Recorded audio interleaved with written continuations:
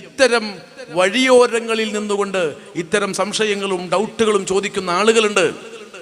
അത്തരം ആളുകളെ കൊണ്ട് നമ്മുടെ നാട്ടിലെ പ്രവർത്തകരൊക്കെ ഒന്ന് സൗദിയെ പോയി വന്നോലും ഒന്ന് അവിടെ ഒന്ന് കറങ്ങി വന്നവരൊക്കെ നാട്ടിൽ ചെന്നിട്ട് ബുഖാരി എന്താ പറഞ്ഞു, ഇന്നലെ ഇവിടെ നിന്ന് കച്ചവടം കഴിഞ്ഞ് പോയ ആളാണ്, മദ്രസ 2ാം ക്ലാസ്സിൽ നിന്ന് ചാടിയതുമാണ്, പിന്നെ സൗദിയിൽ നിന്ന് രണ്ടാഴ്ച കഴിഞ്ഞ് വന്നപ്പോൾ അതിൽ ബുഖാരിയിൽ ഇപ്പോ എങ്ങനെയാണ് ഇപ്പൊ ആ വിഷയത്തിന്റെ രൂപം എന്നൊന്ന് പറഞ്ഞാൽ കൊള്ളാം.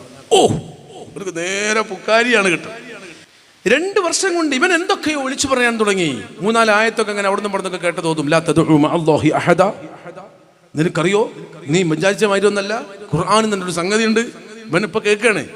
അപ്പൊ അതിങ്ങനെ പറഞ്ഞ് അപ്പൊ ഈ നാട്ടിൽ സാധാരണക്കാർ ഈ വഴിയോരങ്ങളിലൊക്കെ നിൽക്കുന്ന ഒരു പടച്ചോനെ ഇത് എന്ത് കുലുമാലാണ് റബ്ബെ, ഖുർആനും ഹദീസൊക്കെ ഓതുന്നത്. ഇന്നലെ ഈ പോയ ചങ്ങായിക്ക് ഒരു പൊടുത്തുണ്ടായിരുന്നില്ല, ഇത് എന്താണിത്? അപ്പൊ ആൾക്കാർ ഇങ്ങനെ കേൾക്കും, ഇവനിങ്ങനെ ചൊറിയും.